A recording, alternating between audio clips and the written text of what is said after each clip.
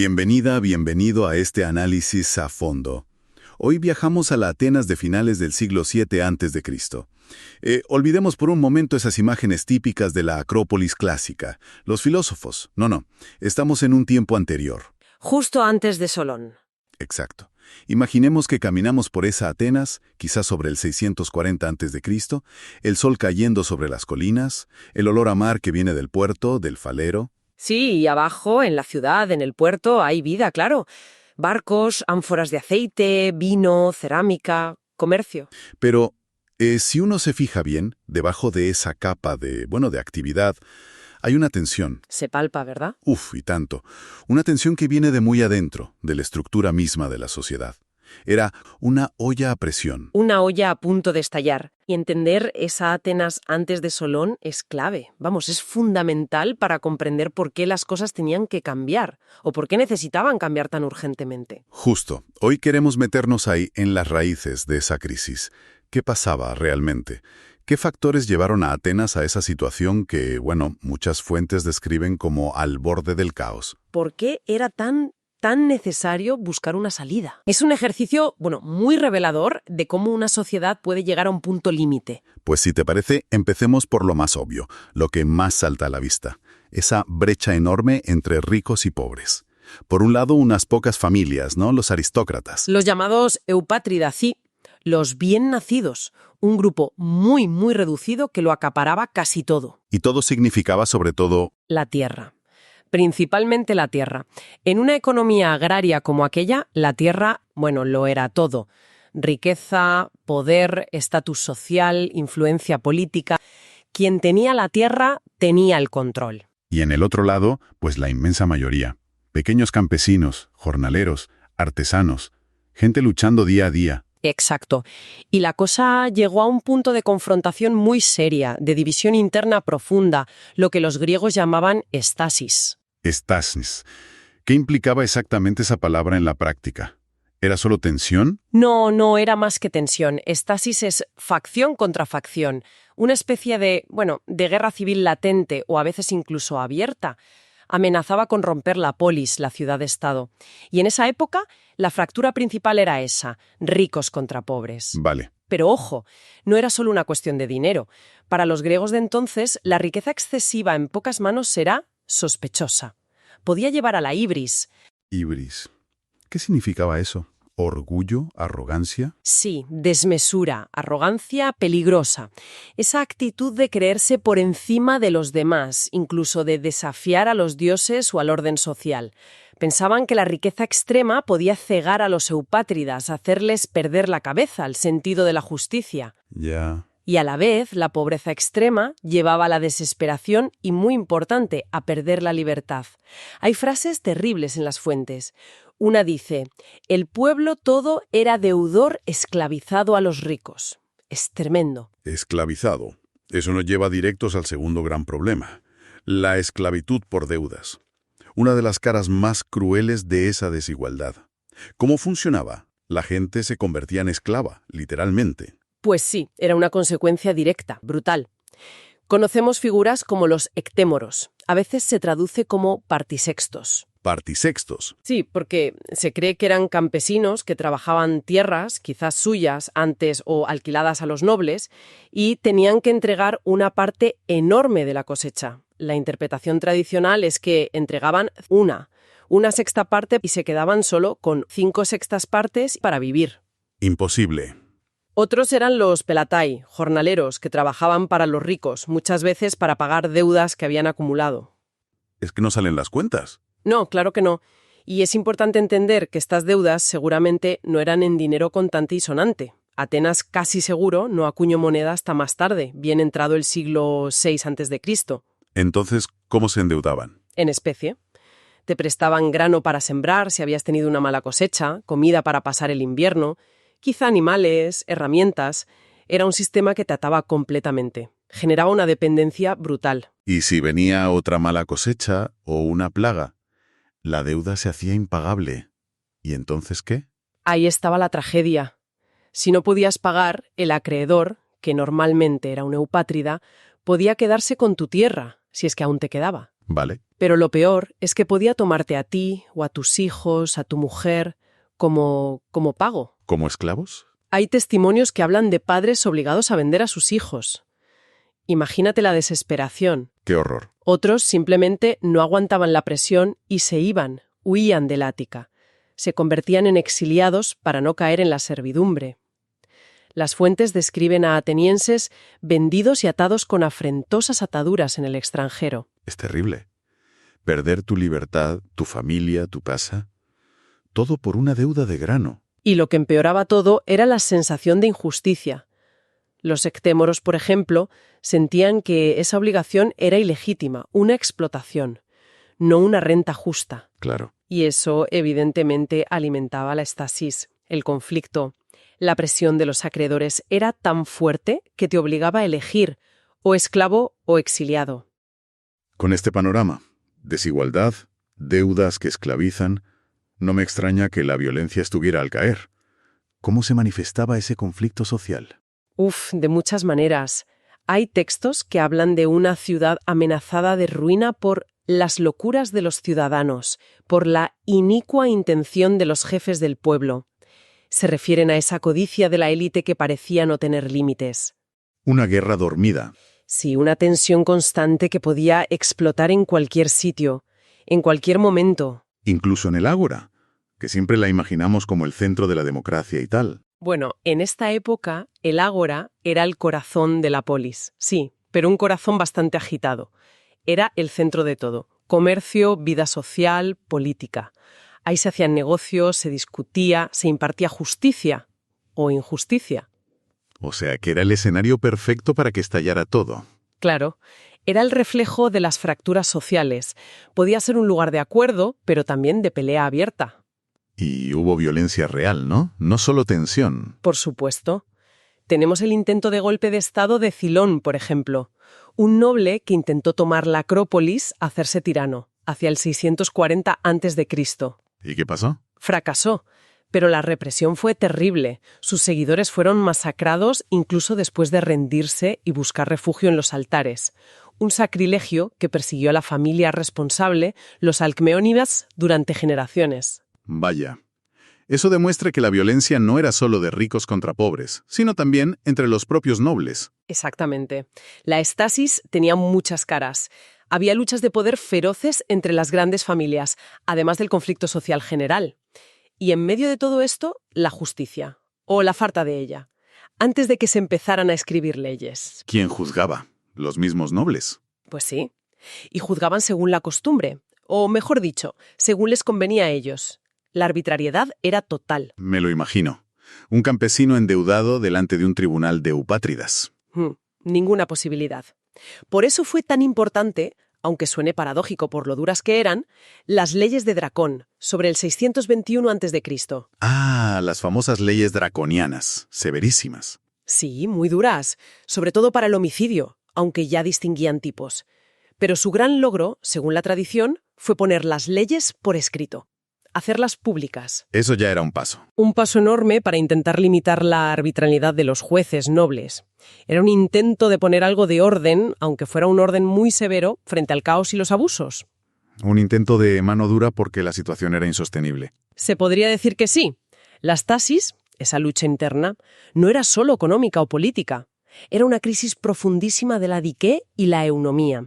Son palabras que Solón usaría mucho después, pero que ya flotaban en el ambiente.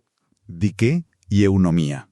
¿Qué significan exactamente? Diké es la justicia, pero no solo la de los tribunales. Para los griegos de entonces, diké era un principio casi cósmico, un orden justo, querido por los dioses. La codicia, la violencia, la arbitrariedad, todo eso rompía la diké y ponía en peligro a toda la ciudad. Entiendo. ¿Y eunomía? Eunomía es el buen gobierno, el buen orden. Leyes justas, bien aplicadas, que aseguran la estabilidad. Y la Atenas de antes de Dracón claramente carecía de eunomía. Sin leyes escritas y conocidas, el abuso de poder campaba a sus anchas. Y eso alimentaba la estasis. Era una crisis de los cimientos de la convivencia. Y a todo esto hay que sumar otro factor. Algo más, emocional quizás. La relación tan especial de los atenienses con su tierra, con el Ática. Sí, Eso es absolutamente clave para entender la carga emocional de todo esto. Hablabas antes de la autoctonía. ¿Qué es exactamente? Es la creencia muy fuerte en Atenas de que ellos, los ciudadanos atenienses, eran nacidos de la propia tierra, que no venían de fuera, no eran invasores ni inmigrantes. Habían surgido literalmente del suelo del Ática. Eran hijos de la tierra. Vaya, eso crea un vínculo muy potente. Potentísimo. Entonces, tener un trozo de esa tierra no era solo tener riqueza. Era mucho más. Era la prueba de tu pertenencia, de tus raíces, de ser ciudadano de pleno derecho. Te conectaba con tus antepasados, con los dioses protectores. Perder la tierra no era solo arruinarte económicamente. Era como perder tu identidad, tu sitio. Exacto. Una humillación terrible, una desconexión total. Por eso la amenaza de perder la tierra por las deudas era tan pavorosa y generaba tanta rabia. Aunque la idea formal de atimía, de perder derechos ciudadanos, se asocie más a Solón, es obvio que ya en esta época la ruina económica y perder la tierra te dejaba marginado. Te convertía en un nadie en tu propia casa. Vale, entonces, si hacemos un resumen de cómo estaban las cosas justo antes de Solón. El panorama es... Tenemos una desigualdad económica brutal. Tierra y poder en muy pocas manos. Una élite que además actuaba con una codicia, una hibris que ignoraba la justicia, la diké, y el buen gobierno, la eunomía. Tenemos a muchísima gente, campesinos, pobres, atrapados en deudas en especie, que les podían llevar a perder la tierra, la libertad, los hijos. A la esclavitud o al exilio.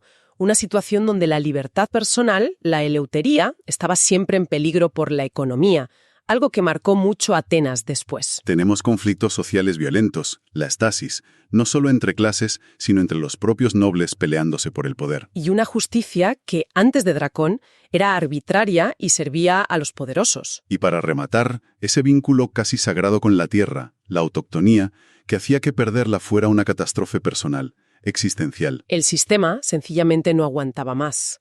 Estaba al borde del colapso. Totalmente insostenible. La stasis amenazaba con cargarse la polis desde dentro. Y es interesante pensar que en otras ciudades griegas con crisis parecidas en esa época, la solución habitual fue la tiranía. Un hombre fuerte que tomara el poder por la fuerza. Justo, a menudo un aristócrata con carisma, a veces con un discurso que hoy llamaríamos populista, que aprovechaba el lío para hacerse con el control. Prometía orden, soluciones rápidas, sobre todo para los endeudados. Era una salida bastante común al caos de la stasis. ¿Y Atenas estuvo cerca de eso? Todo apunta a que sí, el intento de Cilón iba por ahí. Y la situación era tan extrema que seguramente muchos, de un lado y del otro, veían la tiranía como la única forma de parar la lucha y restaurar algo de orden. Así estaba Atenas justo antes de Solón. Una ciudad llena de vida, con su puerto, su cultura empezando a despuntar, pero muy enferma por dentro. Rota por la desigualdad, ahogada por las deudas, comida por la injusticia y la violencia latente. Un polvorín social, sí. Un polvorín a punto de estallar. Y en ese caldo de cultivo pues nace una figura que va a cambiarlo todo en Atenas. Solón. Solón, nada menos. Y no nació en cualquier sitio, ¿eh? Pertenecía a los Medónidas. Una de las familias con más solera, de las más nobles de Atenas. Con un linaje que, según se contaba, se remontaba al mismísimo rey Codro. Al último rey mítico de Atenas, casi nada. Sangre azul, un apellido de los que pesaban. Pero, y aquí viene lo interesante, la pasta. El esplendor económico de la familia ya no era lo que fue. Su familia, ojo, es noble, respetada, pero parece que no de las más ricas. Eso es interesante, sí. No era parte de esa élite superpoderosa. ¿Cómo crees que le afectó eso? Pues yo creo que es clave. Quizá le dio una perspectiva única, ¿no? Una cierta distancia para ver los excesos de los eupátridas más forrados y, más complacientes. Como ver los toros desde la barrera, pero estando dentro de la plaza. Algo así, sí. Pudo tener una sensibilidad hacia los problemas económicos que otros, desde su pedestal, ni se planteaban. Era un poco un insider, pero con ojos de outsider, por decirlo de alguna manera. Claro. Digamos que el nombre seguía ahí, intacto. El prestigio, el honor. ¿Pero la cuenta corriente? Pues no tanto. La realidad del día a día era más bien modesta. Las arcas familiares, vamos, nos rebosaban oro. Empecemos por ahí, por el linaje. Ser un medónida en esa Atenas arcaica, eso no era moco de pavo. No, no, para nada. Significaba descender de reyes, ser parte de la élite fundacional. Imagínate el peso simbólico. Uf, tenía que sentirse, ¿no? En cada gesto, en lo que esperaban de ti. Un capital simbólico enorme, como dices. Desde luego, en esa sociedad el hienos, la familia, el linaje, era, bueno, fundamental. Definía tu sitio, tus derechos, tus deberes. Pero, claro, la situación concreta de la familia de Solón. Ahí está la clave. Añade una tensión fascinante. Su padre, Execéstides, es una figura central aquí. ¿Cómo era? Pues se le describe como un hombre de gran nobleza de espíritu, generoso, quizás demasiado generoso con el patrimonio familiar. Ah, de los que les puede la mano. Algo así. Las fuentes sugieren que su afán por ayudar a otros o por mantener el decoro que se esperaba de él, pues le llevó a mermar bastante la fortuna. O sea que no era pobreza, pero... No, ojo, no hablamos de indigencia. Pero sí una distancia muy clara entre el estatus heredado, altísimo, y los recursos económicos reales que tenían. Vivían con la dignidad del nombre, pero sin la opulencia que otros nobles sí tenían. Qué contraste más fuerte, ¿no? Ser un niño, escuchar historias de ancestros heroicos, de Codro sacrificándose por la ciudad, y luego ver en casa una vida sencilla. Ver a tu padre quizás preocupado por las cuentas o por ayudar a parientes. Me pregunto si esa dualidad no le haría ver las cosas de otra manera desde pequeño. Una cierta distancia crítica con el valor superficial del dinero, del estatus. Es muy probable, sí. Todo apunta a que Solón aprendió desde joven una lección, yo diría que crucial. ¿Cuál? Que el honor verdadero, la valía personal, eso que los griegos luego llamarían arete, la virtud, no estaba necesariamente en acumular dracmas. Claro. El ejemplo de su padre tuvo que ser fundamental, un hombre respetado por su carácter, por su nobleza de espíritu, aunque no fuera de los más ricos. Ahí se forjó, digamos, una visión donde la integridad, la moderación, la conducta justa pesaban más que el oro. Aprendió a distinguir entonces. Exacto. Entre el prestigio que heredas y el mérito que te ganas tú con tus acciones, con tu carácter. Es probable que viera otras familias nobles enriquecerse, quizás por vías que él ya, empezaba a cuestionar, y eso reforzaría esa visión. Y hablando de formación, ¿cómo se ha educado a un joven noble en esa época? Aunque la familia no estuviera forrada, supongo que recibiría la formación estándar de la élite. Correcto. Solón recibió la paideia aristocrática. ¿La paideia? Sí, una formación que buscaba ser integral. Aprendió poesía y, ojo, no solo como arte, sino como vehículo de memoria colectiva, de valores éticos, música, fundamental para el equilibrio del alma y para participar en la vida cívica, en los coros, gimnasia para el cuerpo y la defensa de la polis, y claro, los fundamentos de la filosofía moral, discusiones sobre lo justo, lo bueno. La base para formar ciudadanos según ese ideal de la caloagacía. Justo. Ese ideal tan griego, ¿verdad? La belleza y la bondad juntas. Cuerpo entrenado, mente cultivada y virtuosa. Exactamente. El modelo del ciudadano perfecto. Bello por fuera, bueno por dentro. Combinar la aptitud física, e incluso militar, con la excelencia moral e intelectual. Pero, y aquí está lo interesante de Solón, A ver. es la dirección que él le dio a esa educación. Porque no todos los que recibían esta paideia terminaban con las mismas inquietudes ni tomando las mismas decisiones. Y aquí es donde su camino parece que se desvía un poco de lo típico para alguien de su clase, ¿no?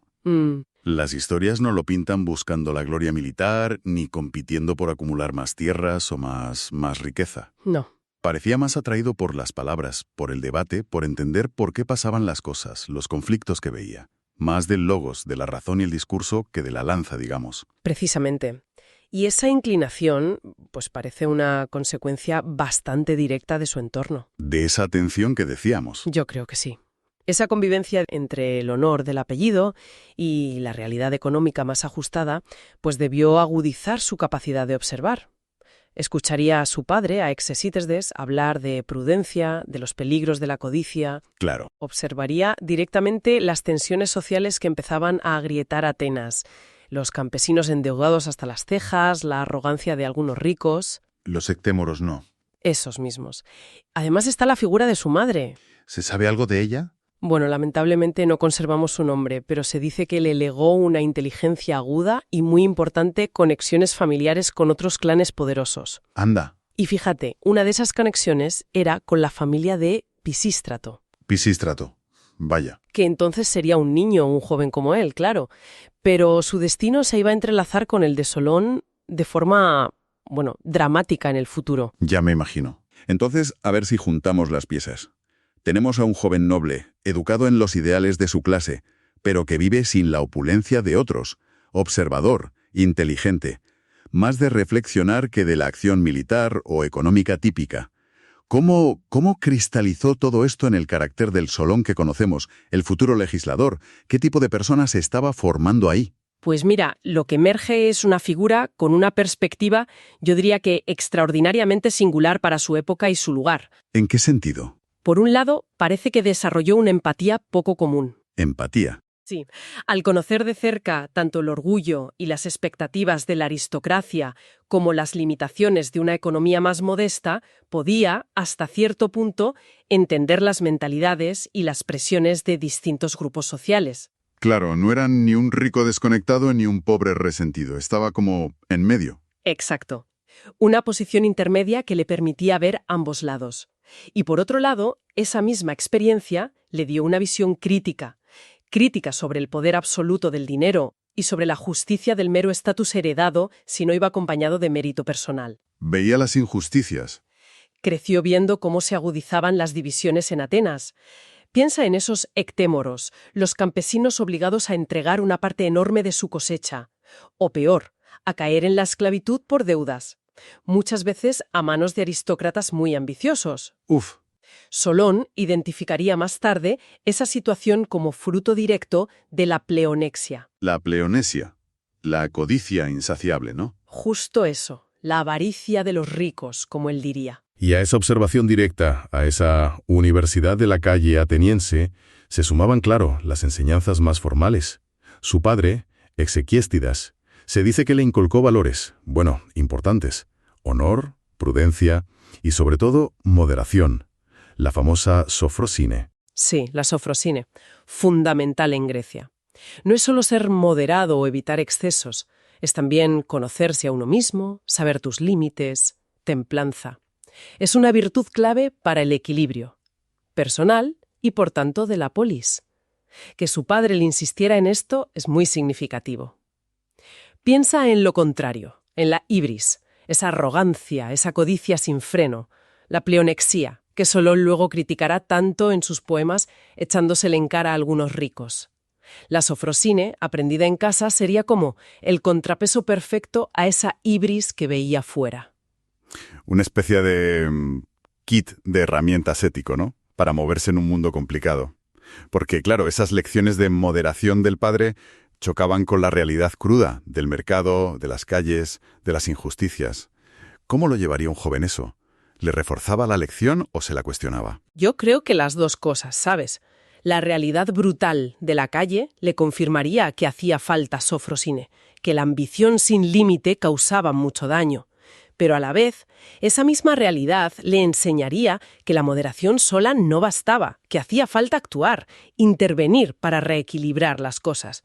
Esa tensión, ¿no?, entre el ideal de moderación y la realidad tan dura, quizá ahí se forjó su estilo posterior, el de mediador, el de alúctas, ese que, como él mismo dijo, se plantó entre los dos bandos como un lobo rodeado de perros, intentando un camino intermedio, sin dar gusto a nadie del todo.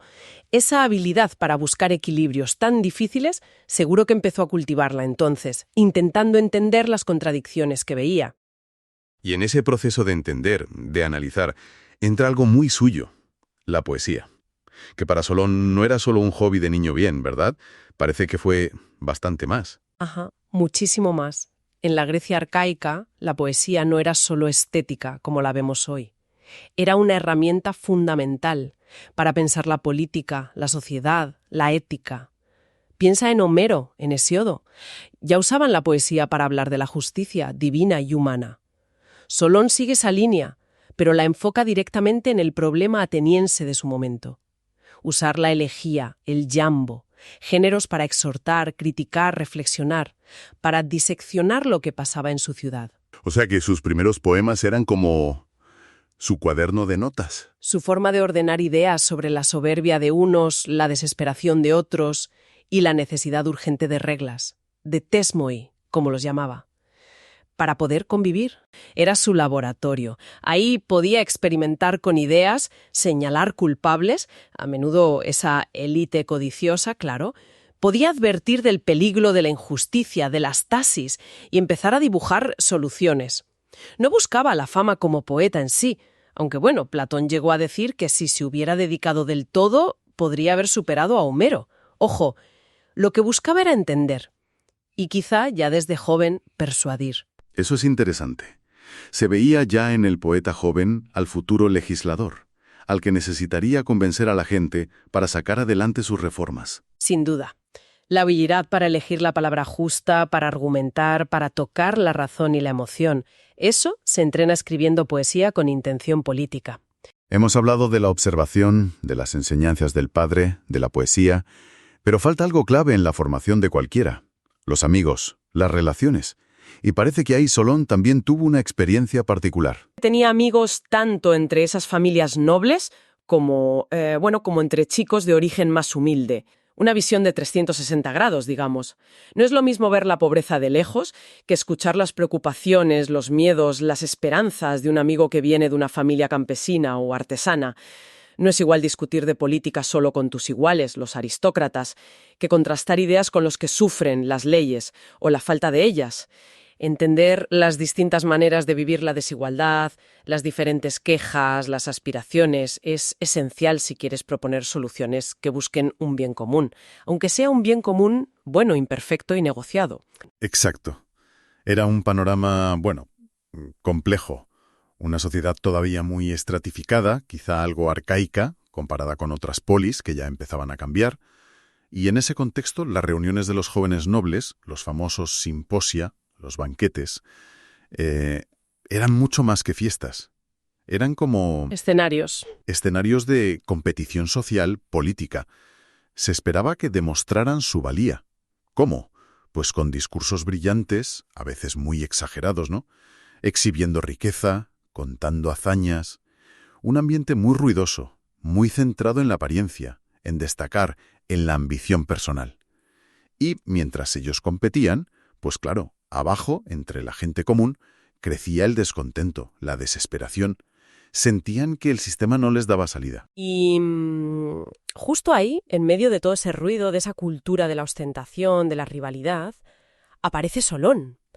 Y es como un contraste, ¿verdad? Dicen que no entraba mucho en esa carrera por ser el más ruidoso, el protagonista. Su manera de destacar era diferente. ¿Cuál era esa cualidad que tanto mencionan? Pues fundamentalmente su capacidad de escuchar. Parece simple, pero en un sitio donde todos querían hablar y ser el centro, él prefería observar. Escuchar con atención. Parece que le daba vueltas a las cosas antes de intervenir. Y cuando hablaba, pues no necesitaba gritar ni ser vehemente. Hablaba con calma. Y sus palabras, por lo visto, tenían peso. El peso de haber pensado antes. Y esa serenidad no era solo carácter, ¿eh? En ese ambiente tan tenso y competitivo, eso le daba una autoridad distinta. Inspiraba confianza, respeto. Un respeto que no venía de la fuerza o del dinero, sino de que la gente percibía en él juicio, autocontrol. Es interesante verlo así. No como timidez, sino como otra forma de estar presente. Casi una estrategia, consciente o no. Y cuando hablaba, este joven observador, ¿de qué hablaba? Porque no parece que se centrara en las típicas peleas por el poder del momento o las rivalidades que seguro que había. No. Su interés iba más al fondo, a cuestiones éticas, podríamos decir, filosóficas. Le preocupaba la virtud, la arete, pero ojo, no la entendía solo como la excelencia del noble guerrero tradicional. Empezaba a verla más en un sentido cívico, social. Le importaba cómo afectaba el comportamiento de cada uno a la comunidad entera. Y por eso pensaba mucho en la necesidad de un equilibrio, quizás una idea muy temprana de lo que luego sería la isonomía, ¿no? Esa igualdad o justicia entre ciudadanos. Hablaba de equilibrio. Y supongo que también de lo contrario, ¿no? Del exceso. Ese era un tema clave en su pensamiento de joven. La crítica a la ibris. Esa desmesura, esa arrogancia, esa soberbia que él veía sobre todo en los más poderosos de su propia clase. Él veía la ibris como algo destructivo, una fuente constante de desorden, tanto para la persona como, y esto es muy importante, para la ciudad entera. Creía firmemente que la ambición sin límites y la injusticia de unos pocos podían llevar a toda la polis al caos. Y frente a esa ibris tan peligrosa, ¿qué ideal proponía él? ¿Qué había que buscar? Pues el ideal que él valoraba era la sofrosine. Es una palabra griega difícil de traducir exactamente, pero que incluye ideas como moderación, autocontrol, prudencia, dominar las pasiones. Actuar con sofrosine era no dejarse llevar por el impulso, era guiarse por la razón, por la mesura. Y este énfasis en el autocontrol, en la razón, encajaba muy bien con una corriente de pensamiento que estaba surgiendo en Grecia en esa época arcaica. La idea de que los humanos somos responsables de nuestro destino y del orden social. Se empezaba a buscar una base racional para vivir juntos, un buen gobierno, una eunonía basado en leyes justas, que fuera más allá de los mitos o de la simple ley del más fuerte. Y Solón fue un pionero en esto. Claro, me imagino que esa forma de pensar tan centrada en la ética, en la contención, en un ambiente tan competitivo, no pasaría desapercibida. ¿Cómo reaccionaban los otros jóvenes nobles? Pues, reacciones encontradas, como siempre pasa con quien desafía lo normal. Por un lado, había gente que lo admiraba. Lo veían como un joven muy maduro para su edad, un sabio precoz, un sofos, alguien que veía más allá de las preocupaciones del día a día de su círculo. Les atraía su capacidad de analizar los problemas de fondo, de proponer principios generales, gente que quizá ya intuía que Atenas necesitaba cambiar. Pero claro, por otro lado, seguro que había quienes lo miraban con escepticismo, o incluso con un poco de condescendencia. Los más prácticos, los que estaban metidos de lleno en las luchas por el poder y la riqueza, pues probablemente pensaban que era un idealista, un soñador, un poco desconectado de cómo funcionaba el mundo de verdad.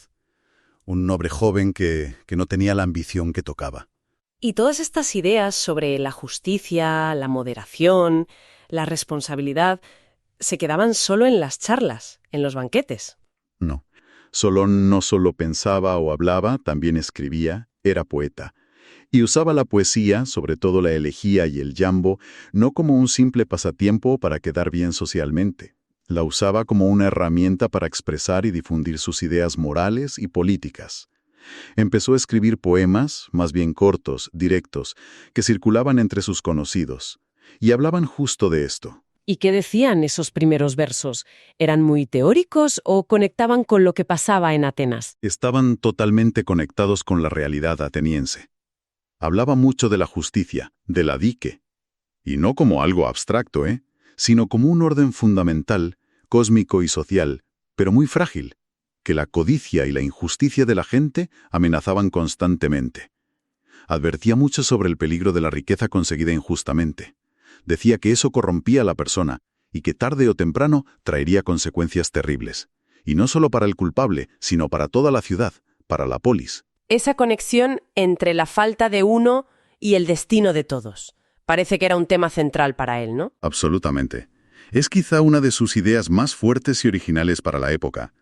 Solón insistía en que el desorden social, la estesis, esa guerra civil que tanto temían y que parecía acercarse a Atenas, no era algo inevitable, ni un castigo divino porque sí. Era, en gran parte, consecuencia directa de la ibris, de la avaricia, de la injusticia de algunos, sobre todo de los poderosos que abusaban.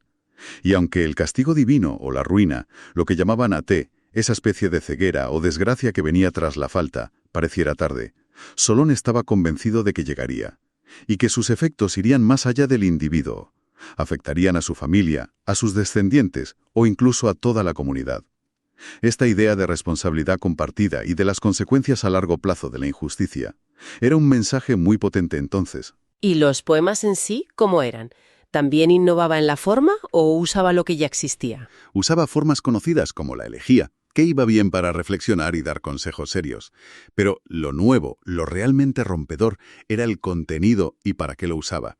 Su poesía no era para contar mitos de héroes ni solo dar consejillos populares. Era una herramienta de análisis social, casi de intervención política, Quería despertar la conciencia de sus conciudadanos, hacerles pensar sobre por qué tenían esos problemas y sobre qué principios éticos, justicia, moderación, necesitaban para vivir bien juntos, para tener un buen orden, una eunomía. Entonces, recapitulando un poco, tenemos a un joven tranquilo, que escucha mucho, que piensa sobre la virtud y la justicia y que además usa la poesía para lanzar mensajes críticos a su alrededor. ¿Cómo afectó todo esto a su reputación antes de tener ningún cargo político ni nada parecido? Pues su reputación empezó a crecer de una forma curiosa. No se basaba en ser un gran guerrero ni en tener una riqueza enorme. Era noble, pero parece que no de los más ricos, ni en ocupar cargos. Su prestigio se fue forjando en base a esas cualidades que decíamos, esa calma que daba confianza, esa habilidad rara de escuchar y entender a distintas partes, y esa claridad de ideas que mostraba hablando y escribiendo. La gente, parece ser, empezó a buscar su consejo, a valorar su opinión, precisamente porque veían que se guiaba por principios sólidos, por buscar el bien común, más allá de los intereses de un grupo u otro. O sea que empezaron a verlo como una autoridad moral, aunque no tuviera autoridad política formal. Exactamente. Empezó a hacer una figura distinta en Atenas. Un aristócrata, sí, pero que se diferenciaba porque no parecía muy interesado en los juegos de poder habituales. Se centraba en cuestiones éticas, fundamentales. Lo normal habría sido dedicarse a la política desde esos círculos nobles o a gestionar sus tierras. Pero va y elige el mar, el comercio. ¿Se sabe por qué?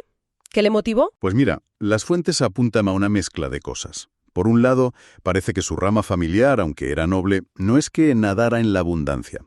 Quizás tuvieron problemas económicos. El comercio se veía como una forma de sostenerse con dignidad, de mantener un estatus sin depender solo de la tierra, que igual ya no les daba tanto. Pero reducirlo solo a la necesidad económica sería simplificar mucho. Claro, porque choca de frente con la mentalidad de la época, de su clase, ¿verdad? Ese desprecio por el trabajo manual e incluso por el comercio era bastante común entre la élite. Totalmente. Para muchos eupátridas, la riqueza de verdad, la honorable, venía de la tierra heredada, no de andar comprando y vendiendo cosas. Veían el comercio como algo de extranjeros residentes, de metecos o de clases más bajas. Que Solón, un noble, se metiera en eso activamente, viajando él mismo, es muy significativo. Habla de un pragmatismo importante, de romper con los prejuicios de su entorno y, yo creo, también de una curiosidad enorme, una curiosidad intelectual y vital por conocer el mundo más allá de Atenas. Entonces, no solo era buscarse la vida, sino también entender ese mundo tan agitado que comentabas. ¿Y cómo eran esos viajes? ¿Qué suponían en esa época? Tenemos que imaginar viajes con mucho riesgo. Navegar por el Egeo en el siglo VII a.C.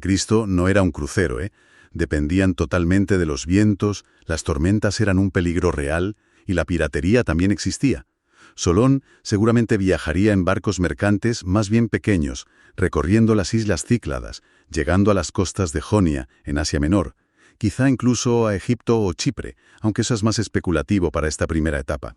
¿Y qué llevaba? ¿Qué productos salían de Atenas y qué traía de vuelta? Atenas empezaba a ser conocida por algunas cosas. El aceite de oliva ático ya era muy valorado. El vino también. Y sobre todo la cerámica. Las vasijas áticas, con esas figuras negras tan típicas que empezaban a hacerse, eran un bien útil y de prestigio en todo el Mediterráneo oriental. Solón cambiaría estos productos por otros que faltaban en Atenas o que se demandaban, quizá grano de Egipto o del Mar Negro, metales, madera, cosas de lujo de Oriente. Esto nos da una imagen muy viva de la economía de entonces, de las redes comerciales que se iban formando. Y aquí es donde la cosa se pone realmente interesante, creo yo, más allá de la economía pura y dura. Porque estos viajes no son solo comprar y vender. Son una inmersión total en la realidad humana de su tiempo. Se dice que aprendió tanto sobre los hombres como sobre las mareas. Esa frase es clave. El puerto, el barco, son como pequeños mundos, microcosmos sociales. Solón no viaja aislado en una burbuja de noble, convive semanas con marineros, gente ruda, escucha sus historias, sus creencias, sus conocimientos prácticos del mar, de la gente. En los puertos, negocia cara a cara con otros comerciantes, con productores locales. Oye las quejas del campesino que intenta vender lo poco que le sobra, a un precio justo para pagar deudas. Ve la angustia del artesano que no puede vender lo que hace. Es una escuela de vida. muy directa. Está viendo en persona las consecuencias de esa desigualdad que decías, la fragilidad económica que sufría la mayoría. Ve cómo funciona el sistema de deudas, cómo la falta de leyes claras o justas podía arruinar a familias enteras, incluso llevarlas a la esclavitud por deudas, que era una lacra terrible entonces. En el mar y en los negocios, un error de cálculo, una decisión a lo loco te puede llevar al desastre. Eso choca con la posible arrogancia o la rigidez de algunos aristócratas.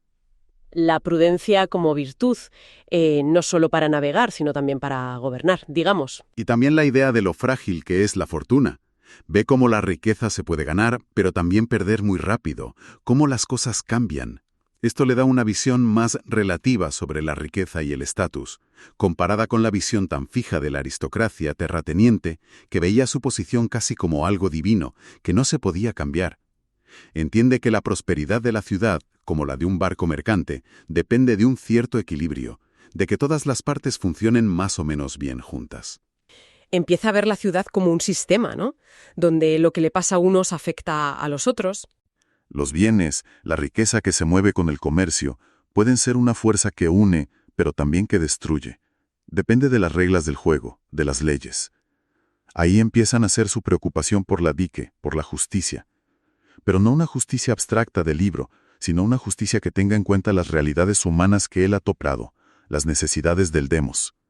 Empieza a ver que la eunomia, el buen orden, la buena ley, no puede basarse solo en mantener los privilegios de unos pocos. Necesita buscar un equilibrio más amplio. Es fascinante pensar en esa transformación, tan callada quizá.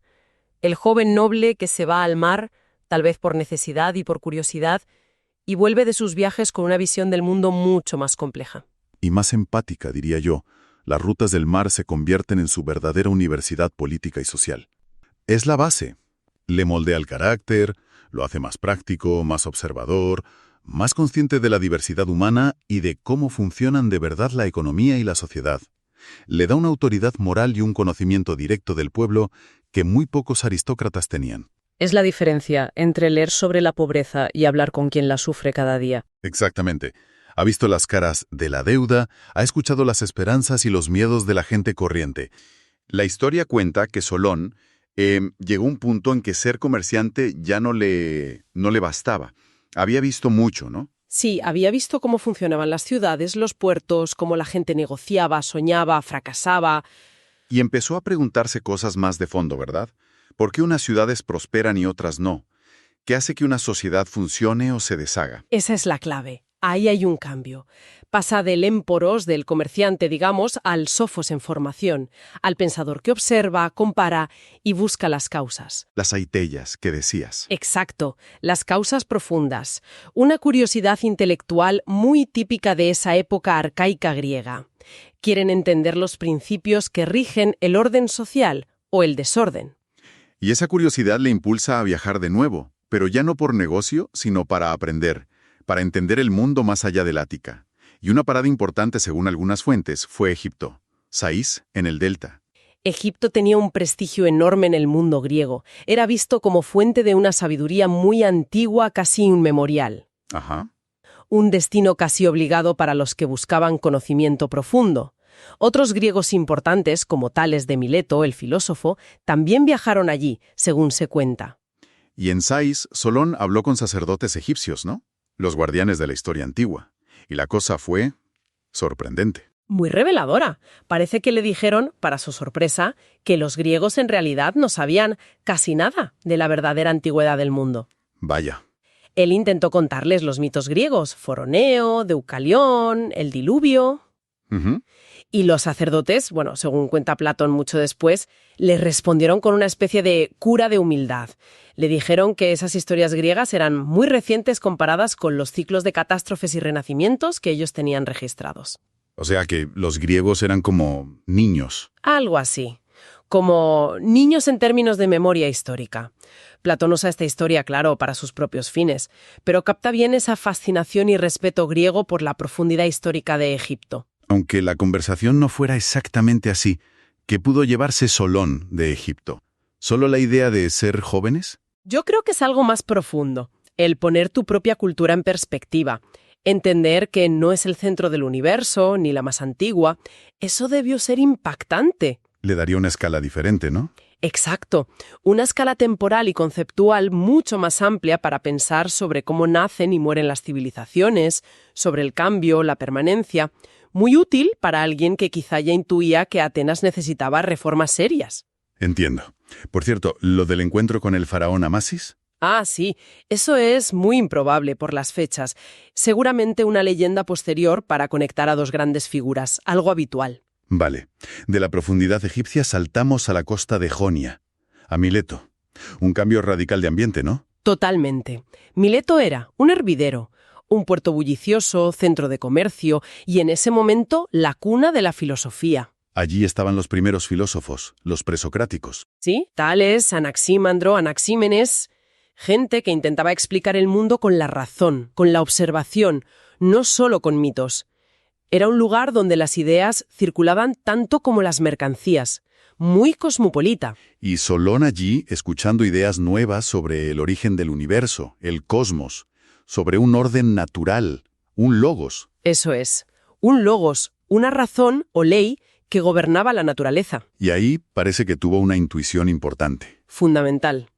Pudo darse cuenta de que esa misma herramienta, la razón, el logos, que usaban los jonios para entender la fisis, la naturaleza. Se podía aplicar a la sociedad. Exacto. Que podía y debía aplicarse también al mundo humano, a la polis, a la ciudad. Si la naturaleza tenía un orden racional, ¿no deberíamos buscar un orden racional también para la convivencia? Es una idea potentísima. Pasar de la naturaleza a la política usando la razón. Sin duda. Aunque no tengamos la foto de Solón tomando un café con Tales, la idea encaja perfectamente. Es buscar un logos no solo en el cosmos, sino en la comunidad. Una base racional para las leyes, más allá de la simple tradición o la fuerza. De la efervescencia de Mileto, nos vamos tierra adentro, a Lidia, famosa por su oro, su riqueza. Su poderío, sí. El reino que luego con Creso llegaría a su apogeo. Aunque de nuevo el famoso encuentro entre Solón y Creso. Otra leyenda, probablemente. Casi seguro. Pero es una leyenda muy útil, ¿eh? La que cuentan Heródoto y Plutarco. Sirve para transmitir una lección moral griega muy importante. Tiene una moraleja clarísima. ¿Y cuál sería esa moraleja que Solón sí pudo captar en Lidia, aunque no viera a Creso? Se dice que vio la otra cara de tanta riqueza. Justo eso. Pudo ver que junto a la magnificencia probablemente había mucha desigualdad. Y lo más importante, cómo la riqueza y el poder, sin medida, sin control... generaban arrogancia. Exacto, arrogancia peligrosa. Lo que los griegos llamaban ibris. Ibris, ese orgullo desmedido, ¿no? Creerse más que los dioses casi. Eso es, una insolencia que te hace perder el juicio, cometer excesos, cruzar los límites. Y para los griegos, la ibris siempre acaba mal, atrae la ate, la ruina, el castigo divino. Entonces, la lección de Lidia fue sobre la moderación. Claramente, al ver ese modelo de poder y riqueza tan distinto del ideal que él quizá ya imaginaba para Atenas, Solón debió reafirmarse en la necesidad de la moderación, la sofrosine, y de la justicia, la dike. Como pilares para la estabilidad. Exacto. La riqueza, por sí sola, sin virtud, sin medida, no trae la felicidad. Al revés, puede llevar al caos, al conflicto. Una idea central en sus poemas y en sus leyes futuras. Parece que cada viaje le daba una pieza del puzzle. De Lidia, otra parada mencionada es Chipre, una isla de historia compleja. Sí, Chipre era un cruce de caminos, un mosaico de influencias y modelos políticos, reinos locales, ciudades autónomas, influencias externas, cambiantes. Un buen sitio para observar cómo se ejercía la autoridad de formas distintas. Y allí, dicen, vio a gobernantes intentando equilibrar autoridad y ley. ¿Qué aprendió de eso? Pues algo crucial, yo creo. Pudo ver que las normas más fuertes, las que duran, no son las impuestas a la fuerza bruta. Sino las que nacen del acuerdo. O que al menos se sienten como justas por la comunidad, las que buscan un consenso. Esta experiencia encaja perfectamente con la idea de eunomia, de buen orden, de buenas leyes basadas en la justicia que él promoverá en Atenas. O sea, en Chipre vio no solo las leyes, sino el cómo se llegaba a ellas, ¿no? Eso es. Vio distintos intentos de crear orden, unos imponiendo, otros buscando acuerdo. Y Solón, que seguro ya pensaba en la terrible estasis, el conflicto civil que amenazaba a Atenas, Debió ver en el acuerdo, en la ley equilibrada, una solución mejor. mucho más sólida y duradera que la simple dominación de unos sobre otros. Hay incluso tradiciones que le hacen ayudar a fundar la ciudad de Soloy en Chipre, pero bueno, eso podría ser también parte de la leyenda. Todo este viaje, Egipto, Mileto, Lidia, Chipre, fue más que un viaje geográfico, ¿no? Una transformación interior. Sin duda alguna. Solón ya no era solo un ateniense culto con experiencia comercial, se convirtió, viajando, en un aprendiz del mundo. Un observador atento. Muy atento. Recogía datos, sí, pero también historias, ejemplos prácticos de cómo funcionaban las sociedades, o cómo fracasaban. Oía hablar de reyes sabios y tiranos crueles. Veía pueblos florecer por su moderación y otros hundirse por su ibris. Y todo eso fue calando, ¿no? Destilando una convicción. Una convicción muy firme. La riqueza sin virtud, sin justicia, lleva al caos. Los viajes le dieron perspectiva comparada. Invaluable. Pudo contrastar sistemas en la práctica, no solo en teoría. Ver las consecuencias reales de organizar el poder, la riqueza, la justicia de distintas maneras. Y de todo ese conocimiento práctico, filtrado por su inteligencia, su sensibilidad, Y su preocupación por Atenas. claro. De ahí surgió una visión más clara. Una visión que iba más allá de escribir leyes en piedra. Sí, yo creo que entendió que la justicia, la dique, era algo más profundo que un código legal. Era también una actitud interior, una disposición del alma, Individual y colectiva. una voluntad de equilibrio, de respeto. Eso es. Los viajes de Solón nos recuerdan lo importante que es abrir la mirada, exponernos a lo distinto Para entendernos mejor a nosotros mismos. y para encontrar soluciones más justas, más creativas a nuestros problemas. Es algo muy actual, ¿eh? Totalmente. Imagina la escena. Volver a casa después de años fuera, recorriendo mundo, esperando reencontrar lo familiar, la calma. Pero en lugar de eso, te encuentras con tensión. Un descontento que casi se puede tocar, flotando en el aire. Algo así debió sentir Solón al regresar a Atenas tras sus largos viajes por el mundo helénico. Cuando Solón regresa, el panorama que describe la narrativa es desolador. No hay serenidad, sino una inquietud palpable. El ágora, el corazón de la vida pública, respira malestar. Los cambios eran drásticos y afectaban a la estructura misma de la sociedad. Las historias que nos han llegado, pintan a un Solón que, cuando vuelve a Atenas, no se queda solo en los círculos de la élite, a los que pertenecía por nacimiento. No, parece que hizo lo contrario. Sí, dicen que recorría la ciudad, el ágora, los campos, Escuchando. escuchando los lamentos de los campesinos ahogados por las deudas, las quejas de los artesanos, pero también, fíjate, los miedos de los propios líderes aristócratas, que veían que la situación se les escapaba de las manos. Escuchaba las historias de la gente que lo había perdido todo. Y parece que había algo en su pasado, en su biografía, que le facilitaba esa actitud, esa capacidad de escucha. Sus viajes, quizás. Exacto. Le dio mundo. Le enseñó a tratar con gente muy diferente, a negociar. Y sobre todo, le enseñó a mirar la realidad con otros ojos.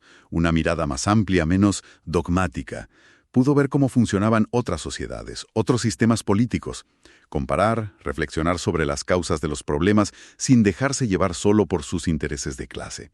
Es fascinante eso, Como una experiencia externa le pudo dar las herramientas para diagnosticar los males internos de Atenas. Es como si, al ver otras casas, viera mejor las goteras de la suya. Precisamente, le dio una perspectiva que probablemente le faltaba a muchos aristócratas atenienses, más metidos en sus propias luchas de poder y en defender sus privilegios a toda costa.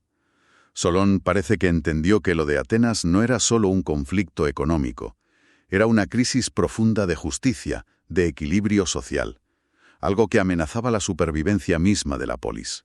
Y esa mezcla de perspectiva amplia, reflexión y una reputación que iba creciendo de hombre prudente, justo, eso es lo que explica que empezaran a confiar en él desde bandos tan distintos. Porque esto es lo que más llama la atención.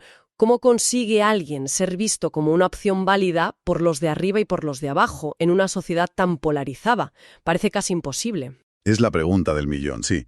Y la respuesta, pues, está en una mezcla de factores muy particular. Por un lado, su origen le ayudaba con la élite. Era uno de los suyos. Claro, era un eupátrida, hijo de Exiféstides, de familia noble. Y en esa época, para ser arconte, eso era casi imprescindible. Las fuentes dicen que se elegían Aristenden kai Plautinden, o sea, por nobleza y por riqueza. Así que Solón cumplía los requisitos, tenía acceso al poder. Podían verlo como alguien de confianza, en cierto modo. Vale, pero eso mismo debería haber generado recelos en el pueblo, ¿no? Exacto. Y ahí entra la otra cara de la moneda. Sus viajes, su posible pasado de comerciante, le hacían entender otras realidades, más allá de la tierra y los privilegios de la aristocracia más tradicional. Y además, su discurso, lo que sabemos por los fragmentos de sus poemas, parece que era muy medido, muy deliberadamente moderado. No era un radical. No llamaba a la revolución violenta ni a quitarles todo a los ricos, pero sí denunciaba muy claramente la codicia, la injusticia. Decía que eso estaba destruyendo la ciudad. Se presentaba como alguien que buscaba el equilibrio, la eunomía, el buen orden basado en leyes justas. Entonces, a ver si lo entiendo. La élite quizás lo vio como, bueno, como un mal menor. Alguien capaz de calmar las aguas sin cargarse del todo sus privilegios. ¿Y el pueblo? Los endeudados, los sin tierra, ¿qué veían en él? Para ellos, Solón era una esperanza real. Sí era un aristócrata, pero uno que parecía entender su sufrimiento y que hablaba de justicia. Alguien que no parecía directamente implicado en la opresión más dura que ejercían otros nobles con los préstamos y acaparando tierras. Veían en él la posibilidad de un árbitro justo. Alguien que pudiera aliviarles la carga de las deudas, frenar esa caída en la servidumbre. Exacto. Era una figura que por razones diferentes generaba un mínimo de confianza en los dos polos de la sociedad. Un equilibrio muy precario, basado casi totalmente en su figura personal, en su reputación. Vale. Tenemos a Solón con esa reputación única, esa confianza transversal tan rara, pero imagino que él mismo se daría cuenta de que ser un mediador respetado, un sabio al que todos escuchan, pues no bastaba. Claro, las buenas palabras no cambian leyes. Ni cancelan hipotecas.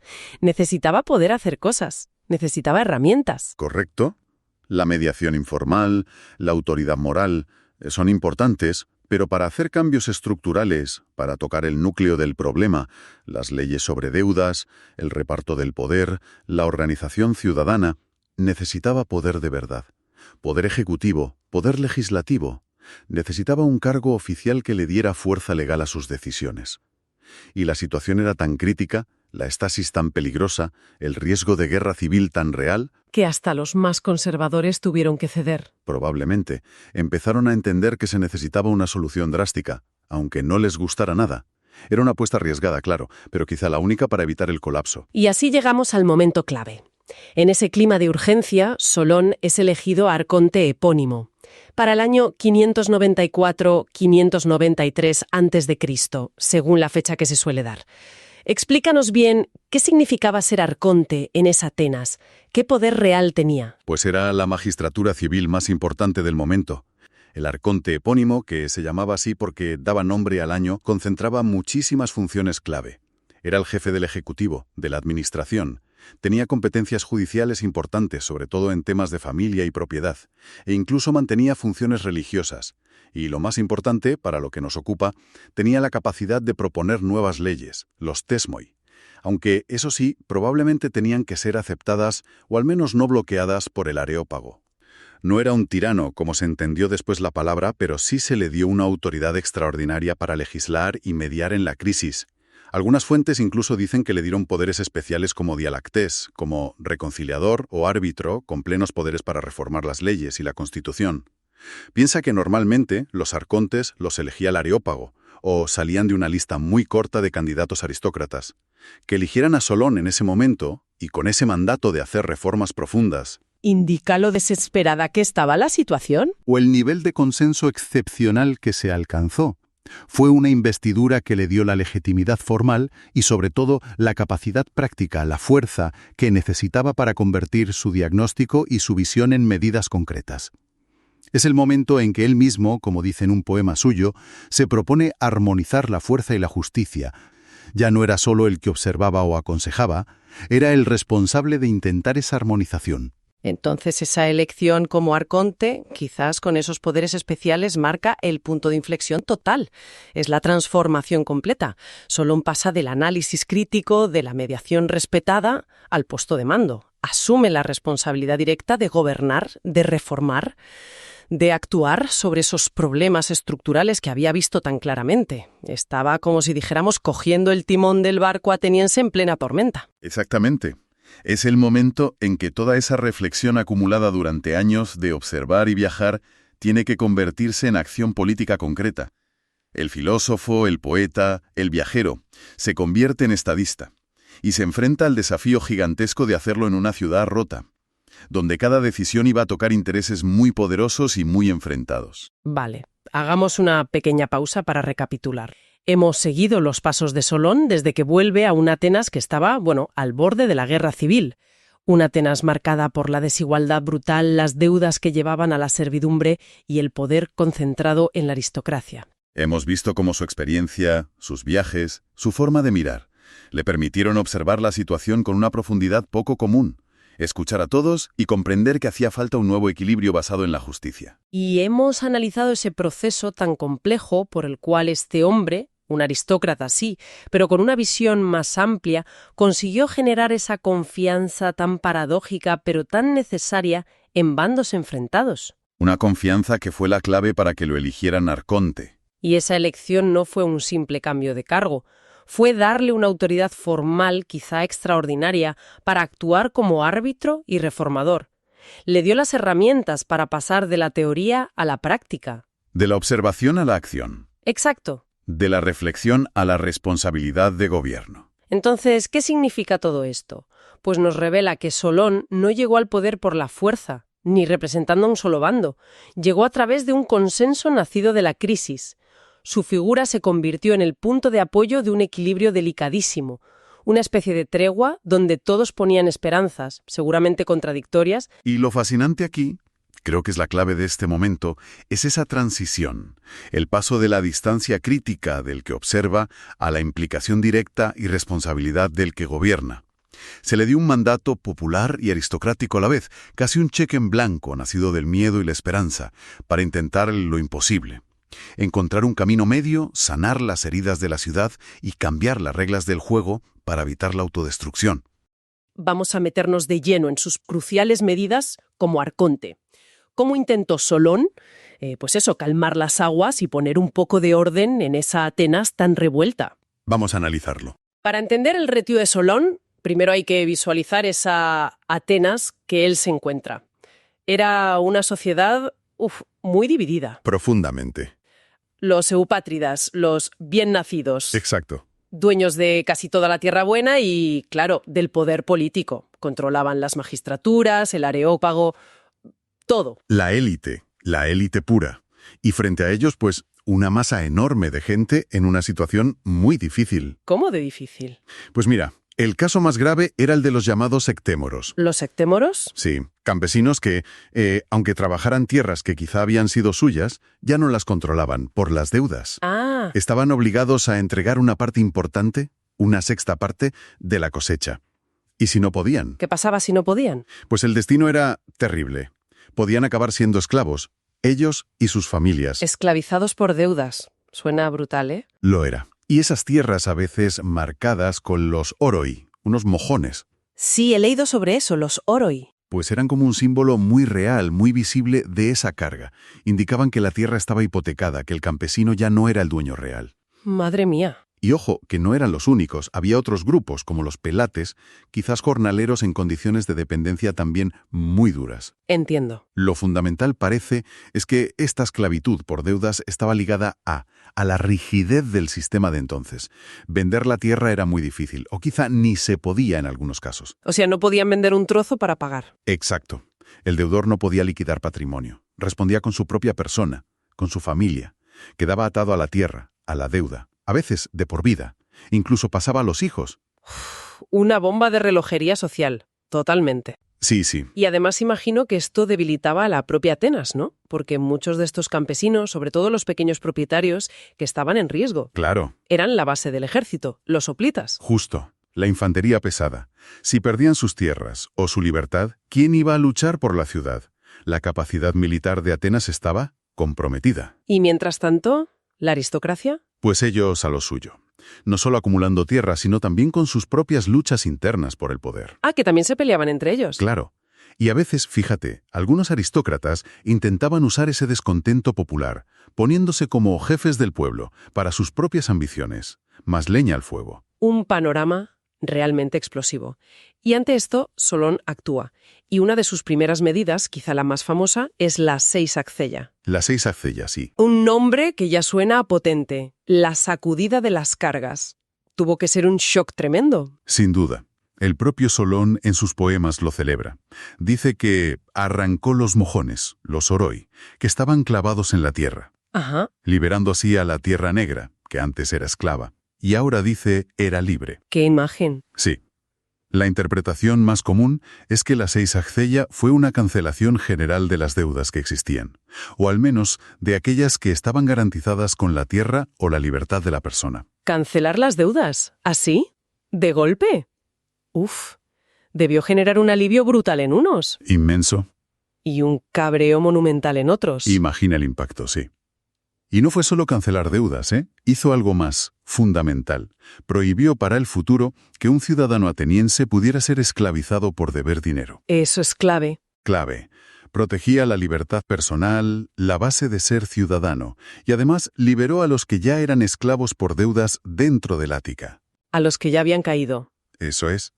Y muy importante también, facilitó que volvieran muchos atenienses que habían sido vendidos como esclavos fuera en el extranjero, por no poder pagar. Anda. Solón mismo habla de traer de vuelta a gente vendida justa o injustamente, a exiliados por pobres. Devolvía ciudadanos a la polis. O sea, no era solo una medida económica pura y dura, era casi una reafirmación del valor de ser ateniense. Exacto. Tenía una carga simbólica y política enorme. Pero claro, Solón lo presentó como una restauración, ¿no? No como una revolución. Supongo que para intentar calmar a las élites. Una jugada inteligente, sí. Una estrategia necesaria, probablemente. Aunque bueno, hay que decir que ya en la antigüedad hubo matices y debates. Ah, sí. Sí. Un autor posterior, Androción, sugirió que no fue una cancelación total, sino solo una reducción de los intereses. Es una visión minoritaria, pero ahí está. Interesante. Y luego está la famosa leyenda, que seguramente es falsa, una calumnia política posterior, A ver, cuenta. sobre unos amigos de Solón, los creocópidas. Un apodo que juega con devoradores de carne o cortadores de deudas, ¿Qué nombre? que supuestamente se enteraron antes de la medida, pidieron préstamos a lo loco sabiendo que luego se cancelarían y se forraron. Historias que siempre surgen cuando hay cambios económicos gordos. Siempre. Y también se discute el efecto a más largo plazo. ¿Acabó de verdad con todas las formas de dependencia? Al liberar las tierras de hipotecas y quizá facilitar que se pudieran vender, algo que antes era muy difícil, ¿no abrió la puerta a que los ricos acumularan tierras comprando, en vez de prestando? Es complejo, claro.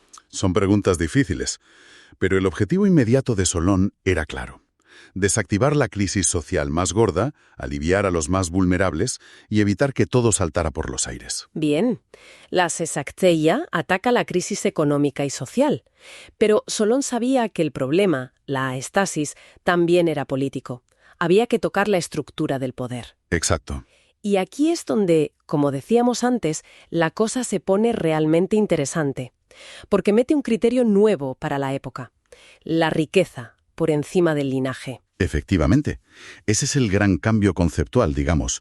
Intentó romper, o al menos limitar, el monopolio del poder basado solo en haber nacido eupátrida. ¿Y cómo lo hizo? Pues dividió a todos los ciudadanos en 4 clases, según su capacidad de producción agrícola anual. Ah, según lo que producían. Eso es. Ya no importaba solo tu apellido, sino cuánto producías.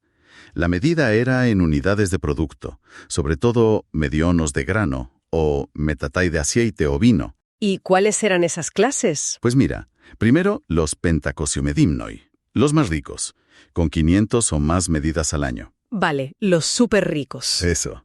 Segundo, los hipes, los caballeros, con 300 a 500 medidas, los que podían pagarse un caballo para ir a la guerra. Ajá.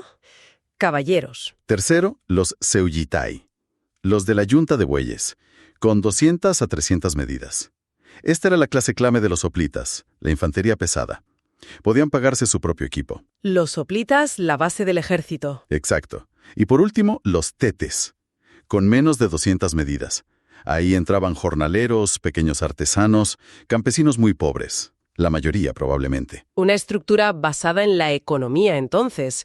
Y supongo que cada clase tenía distintos derechos y deberes. Ahí está la clave de la reforma política.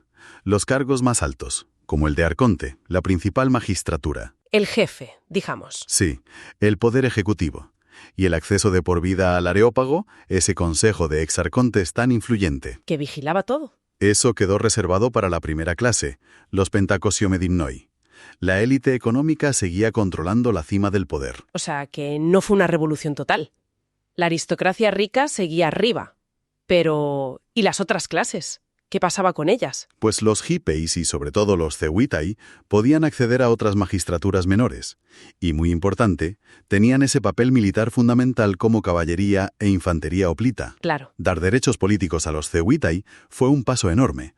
Reconocía la importancia militar de esta clase media agraria, la columna vertebral de Atenas. Les daba un sitio en la política acorde a su peso en la defensa. Entiendo. Se buscaba integrar a más gente, especialmente a los que defendían la ciudad. Pero sigue sin ser una democracia como la pensamos hoy, ¿no? Para nada. Era lo que podríamos llamar una timocracia. Timocracia. Un sistema donde los derechos y deberes políticos dependen de la riqueza, del censo, no una democracia plena. Es fascinante cómo Solón parece buscar siempre ese punto medio. Lo dice en sus poemas, ¿verdad? Sí, sí. Habla de dar al demos, al pueblo, el honor y la estima justos, pero sin pasarse, sin darle demasiado poder. Exactamente. Sus versos reflejan esa tensión, ese intento de equilibrio constante. Quería evitar tanto la opresión de los ricos como lo que él vería como el descontrol de las masas. Buscaba la eunomia. La eunomia, el buen orden. El buen orden basado en la ley, ¿sí? Frente a la disnomia, el desorden, la arbitrariedad. Entonces, si hacemos balance, estas primeras reformas de Solón fueron un ejercicio de equilibrio complicadísimo, casi de funambulismo político.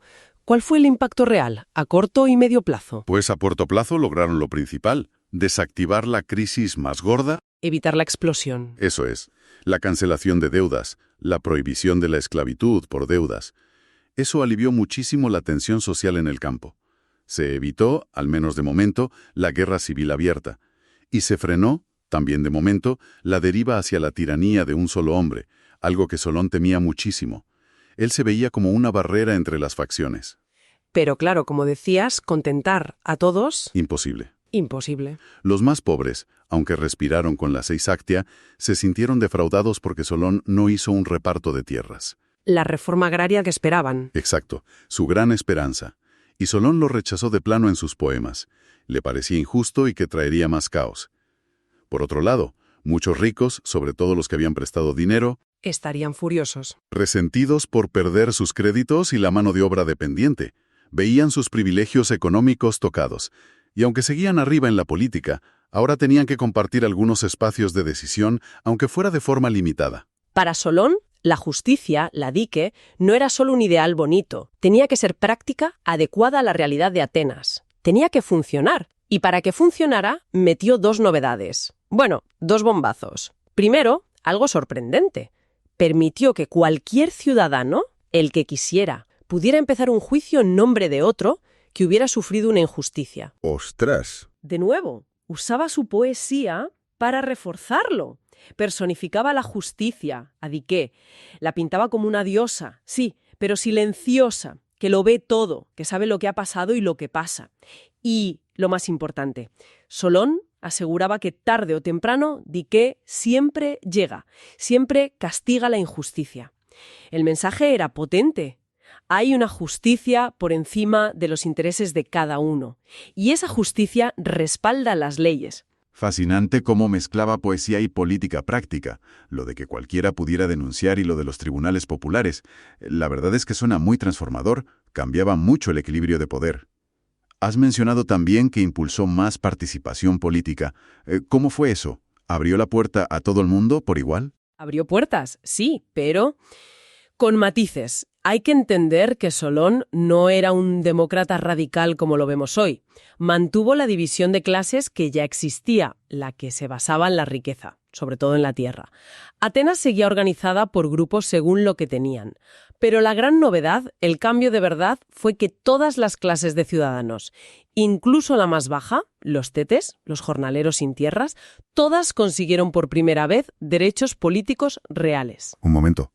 Los tetes, los que no tenían casi nada, podían votar en la asamblea y estar en los tribunales. Podían participar en la asamblea, la eclesia, donde se debatía y se votaba todo lo importante. Y sí, también formar parte de esos tribunales populares de los que hablábamos. Eso tuvo que ser un shock para la aristocracia, ¿no? Sin duda, un shock tremendo. Fuentes que escribieron después, como Aristóteles, nos cuentan que Solón sabía que quizás los trabajadores más humildes pues no tendrían tiempo libre o la formación para meterse a fondo en política. Y que podían ser influenciables, claro. Pero para él, que estuvieran dentro era fundamental. ¿Por qué? Porque era la única forma de bajar ese resquemor enorme entre clases. Les daba voz, les daba participación, un sentimiento de que la polis, la ciudad, también era suya. Era decirles, oye, que tú también cuentas aquí. Entiendo. Era una forma de integrarlos, de que se sintieran parte. Exacto. Buscaba el equilibrio por encima de todo, evitar los excesos, esa ibris de la que no paraba de hablar. Ni los ricos pasándose, ni los pobres pidiendo lo imposible. Sabía que contentar a todos era imposible. De hecho, hay un verso suyo muy famoso que dice algo como «Ermacin en megalois pasin aden chalepon», que viene a ser «en las cosas grandes es difícil contentar a todos». Buscaba el mejor apaño posible, una solución pragmática para una sociedad que estaba muy rota. Tiene sentido. Un equilibrio posible, no una igualdad perfecta, que era impensable entonces. Y estas medidas, las de la justicia y las de la política, se notaron rápido. ¿Cómo cambiaron las cosas en el día a día para los atenienses? Para el campesino, el artesano, el rico. Sí, los efectos se notaron bastante rápido. Fueron tangibles. Hubo como un respiro general. Se recuperó la confianza. Piensa en los campesinos. Ya estaban liberados de la esclavitud por deudas gracias a la seisacteia de antes. Pero ahora además se sentían más seguros con la ley. Tenían acceso a la justicia. Eso da mucha tranquilidad para trabajar, para vivir. Y los comerciantes y artesanos, pues también. Unas reglas del juego más claras y estables. Eso siempre viene bien para los negocios. Además, parece que Solón impulsó el comercio, le dio prestigio a los oficios, aunque la agricultura seguía siendo la base, claro. Incluso se dice que atrajo artesanos y comerciantes buenos de fuera para que vinieran a Atenas. Eso movió la economía de la ciudad, seguro. Y los aristócratas. Me cuesta imaginar que estuvieran felices perdiendo poder en los juicios y viendo a los tetes en la asamblea. No, felices. Felices seguro que no todos. Perder privilegios nunca gusta. Pero parece que una parte importante de ellos entendió, quizás con resignación al principio, que la alternativa era peor. ¿Era el caos o una tiranía?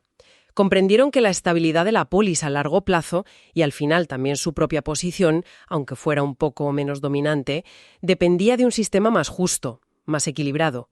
Medidas como limitar cuánta tierra se podía acumular o incluso quitarle los derechos a timia al noble que malgastara la fortuna familiar iban en esa línea, buscar la estabilidad general por encima del beneficio de unos pocos ya mismo. Vaya cambio de mentalidad tuvieron que hacer algunos. La idea de Solón era que cada ciudadano pudiera vivir dignamente de su trabajo, fuera en el campo, en el taller o comerciando. Quería ciudadanos que aportaran, que fueran autónomos, no una masa de gente dependiente y cabreada. De hecho, estableció que el Estado solo debía mantener a los hijos de los que morían en la guerra, nadie más. Por primera vez en mucho tiempo, la sensación en Atenas fue de más armonía, de un futuro un poco más predecible, más justo para más gente. Y la prueba de que el equilibrio era muy frágil es que la inestabilidad no desapareció del todo. Imagina el ambiente. Los ricos con miedo a perder más, los pobres temblando por si volvían a caer. ¿Y la justicia? Bueno, la justicia era un poco a conveniencia, ¿no? Dependía mucho de quién mandaba. Solón vio que eso no podía seguir así, que no bastaba con apagar el fuego, había que construir algo sólido. Esa es la clave. La desconfianza seguía ahí. El miedo entre clases, eso no se había ido. Atenas necesitaba una base, algo permanente, que fuera más allá de un pacto de hoy para mañana. Y aquí viene lo rompedor para su época. La política, el orden social, dice él, no es algo que dictan los dioses y punto. Es una creación humana. Y si es humana, exige usar la cabeza, la razón, el nous que decían ellos, para entender qué pasa, para buscar soluciones y, ojo, para ponerlas por escrito en leyes justas, basadas en la dique. Él no buscaba parches, buscaba la eunomía, el buen orden. Lo contrario era la disnomía, el caos, el desorden que casi se carga a Atenas. Y su poesía, que no era solo para quedar bien, era una herramienta política. En la famosa elegía Eunomía lo dice clarísimo, avisa a navegantes, sobre todo a los de arriba. Les dice, cuidado con la codicia, con la arrogancia desmedida, la ibris, que eso es lo que trae la ruina.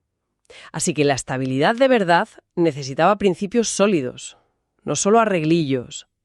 Y respeto por la ley, claro. Entendido.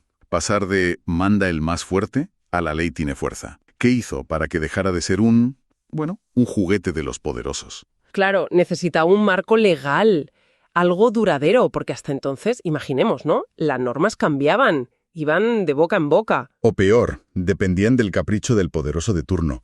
La arbitrariedad era la norma casi. Exacto, y ahí es donde Solón tiene una idea. Yo diría que transformadora. Totalmente. Convertir la ley en un bien común.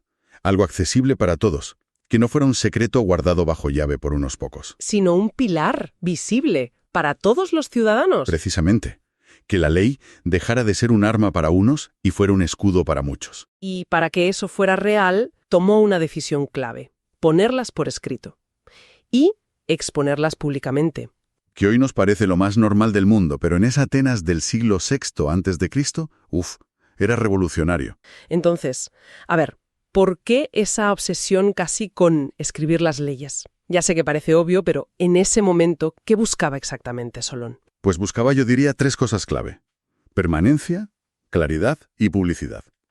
Que fueran públicas. Vale. Quería acabar con esa incertidumbre, ¿no? Con la injusticia que viene de normas que no están escritas, que son, manipulables. Claro, si no está escrito, ¿cómo te defiendes? ¿El que tiene más poder o mejor memoria? Exacto. La ley oral favorecía siempre al poderoso. Así que ponerlas por escrito era una forma de intentar nivelar un poco el campo de juego. Una declaración de principios, vamos. Potentísima. La justicia como fundamento compartido, no como un privilegio. Y aquí es donde entra lo de los axones, que es fascinante. Ah, los famosos axones. ¿Qué eran exactamente? No simples tablillas, ¿verdad? No. Las descripciones antiguas sugieren que eran estructuras más complejas. Probablemente grandes bloques de madera, quizás prismáticos, ¿sabes? Montados sobre pivotes para poder girarlos. Anda, o sea, como paneles informativos gigantes en medio de la plaza. Algo así, sí. Instalados en un lugar público, muy visible, seguramente en el ágora o cerca de edificios importantes. Vale. Al grabar las leyes ahí, Solón no solo las codificaba, las fijaba, las hacía físicamente accesibles. Para quien supiera leer, claro. Claro, la alfabetización no era universal, eso es verdad, pero era más común de lo que a veces pensamos en ciertos grupos. Cualquier ciudadano que pudiera se acercaba y leía sus derechos, sus deberes. Era un mensaje clarísimo. La ley es de la polis, de la comunidad, no de una élite. Exacto. Era transparencia y permanencia frente a la volatilidad y el secretismo de antes. Un golpe a la arbitrariedad. Entendido. Muy potente, sí. Vale, entonces, las leyes estaban ahí, en los axones, a la vista de todos, pero ¿qué decían? ¿Qué tipo de asuntos regulaban? Pues prácticamente de todo. Tocaban los aspectos centrales de la vida ateniense. Aunque, ojo, atribuir cada ley concreta a Solón es complicado, porque luego hubo reescrituras y demás. Ya, la historia siempre se reescribe un poco. Pero las fuentes antiguas coinciden en que su legislación fue muy, muy amplia. Abarcaba desde el derecho de familia, Matrimonios, herencias. matrimonios, adopciones, cómo se pasaban las herencias, el papel de la mujer en todo eso. También temas de propiedad, claro. Tierra, bienes. Fundamental en una sociedad agraria que además empezaba a moverse mucho con el comercio. Sin duda. Y también legisló sobre las deudas, que siempre eran un problema. Aunque aquí ya no era la cancelación radical de la seisacteia que ya comentamos. No, eso ya estaba hecho. Exacto. Ahora era más bien establecer un marco para futuras deudas, para los contratos, para las obligaciones. Reguló cosas del comercio, ¿eh? Normas de conducta cívica. Conducta cívica. ¿Cómo qué? Pues cómo comportarse en público, regulaciones sobre los funerales para que no fueran un despilfarro ostentoso, incluso leyes contra la inactividad o la neutralidad en las guerras civiles. ¡Ostras! Contra la neutralidad. O sea, obligaba a tomar partido. Parece que sí. Refleja esa idea de responsabilidad compartida. Tienes que implicarte en la ciudad. No eran solo reglas sueltas, ¿entiendes? Era un cuerpo legal que intentaba abarcar toda la vida en común. Vale. Un sistema completo. Y más allá de los temas concretos, ¿cuál dirías que era el espíritu detrás de todas estas leyes? La filosofía de Solón. Pues la palabra clave yo creo que es equilibrio. Buscaba la moderación, la eunomía, el buen orden, y la justicia, pero entendida como un punto medio práctico, entre los intereses de unos y otros. Evitar los extremos. Justo. Quería una polis que funcionara con prudencia, donde la gente participara, sí, pero dentro de un orden, con responsabilidad compartida por el bien de todos. La famosa idea del justo medio, que luego recogería Aristóteles. Precisamente, se trataba de poner límites claros y razonables, para evitar los abusos de poder. ¿Vinieran de donde vinieran? ¿De los aristócratas o del pueblo? Exacto. Solón parecía muy consciente de que los extremos, la codicia desmedida, la pleonexia o la soberbia, la ibris, eran lo que rompía la sociedad. Sus leyes intentaban encauzar todo eso, canalizar las pasiones y los intereses particulares hacia el interés general. Bien, me hago una idea. Tenemos las leyes en los saxones, cubriendo muchos temas, buscando ese equilibrio. Y ahora viene lo bueno. ¿Cómo reaccionó la gente? ¿Funcionó? ¿Consiguieron las leyes pacificar y ordenar Atenas? Pues las reacciones, como te puedes imaginar en una sociedad tan estratificada, fueron muy diversas. A ver, empecemos por los de abajo, digamos. Los campesinos. Que venían de sufrir mucho con las deudas, la falta de protección. Exacto. Para ellos, estas leyes escritas y públicas fueron, en general, un respiro. Un soplo de aire fresco. ¿En qué sentido? ¿Qué notaron ellos? Pues sintieron que por fin tenían un escudo legal. Que ya no estaban tan a merced de la voluntad o la interpretación interesada del aristócrata de turno. Claro. Saber que había normas fijas sobre contratos, sobre deudas aunque las nuevas no se perdonaran, sobre la propiedad, les daba una mayor seguridad jurídica. Podían defenderse mejor. Y supongo que también les daría más confianza para participar, ¿no? Sí. Aunque las reformas políticas anteriores ya les habían dado más voz, este marco legal como que consolidaba esa sensación de ser ciudadanos de verdad, con derechos reconocidos y defendibles. Veían que se abrían puertas para participar más en la vida política y legal, sintiéndose, pues eso, respaldados por la ley. Un cambio importante en cómo se veían a sí mismos dentro de la polis, sí. ¿Y otros grupos? Artesanos, comerciantes, ¿cómo lo vieron ellos? Pues para ellos el impacto también fue, en general, positivo.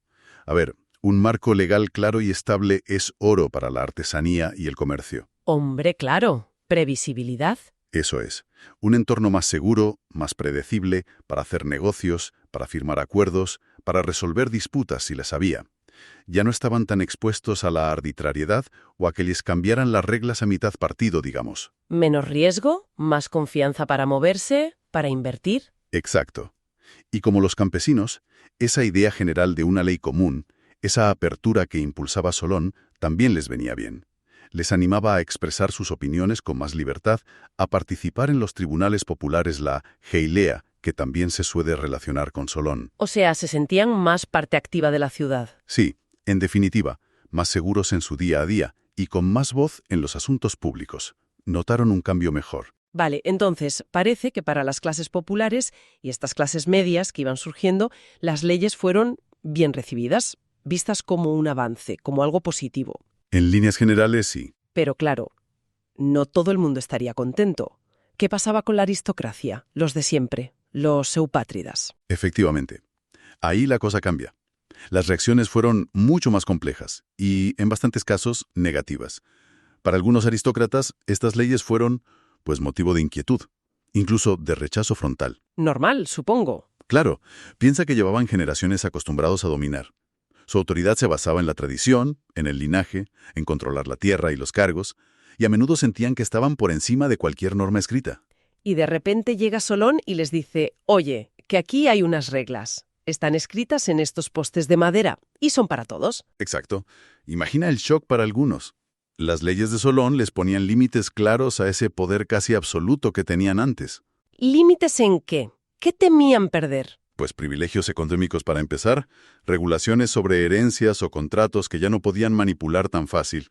Y sobre todo, veían cuestionada su autoridad tradicional, la que venía de su estatus, de su apellido. Entiendo. Se preguntaban, y seguro que discutían muchísimo entre ellos, hasta dónde llegaban esas nuevas restricciones. ¿Cuánto poder real les quedaba? Si esto era el principio del fin de su dominio. Imagino los debates. ¿Se sentían amenazados en su propia identidad como clase dirigente? Sin duda. Para algunos era como una ofensa a su posición natural en la sociedad.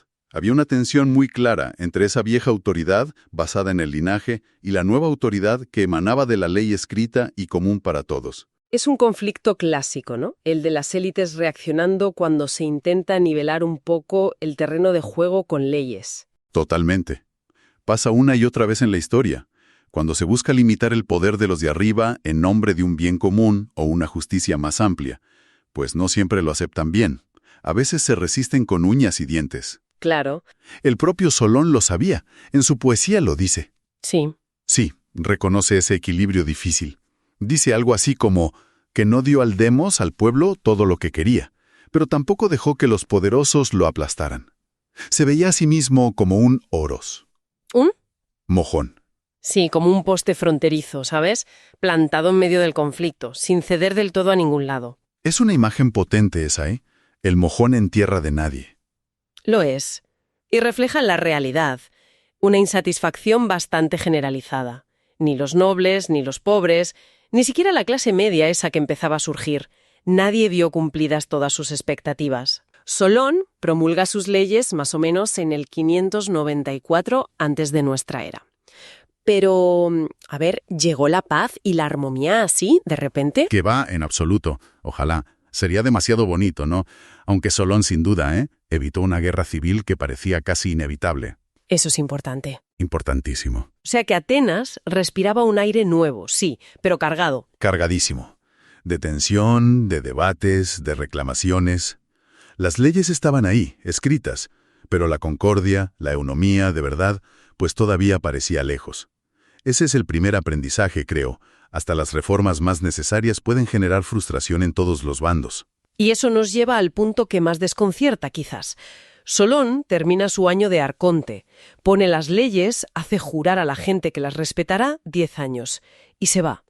Abandona Atenas, voluntariamente. ¿Por qué? ¿Estaba agotado? ¿Tenía miedo? A ver, las interpretaciones apuntan a algo más profundo.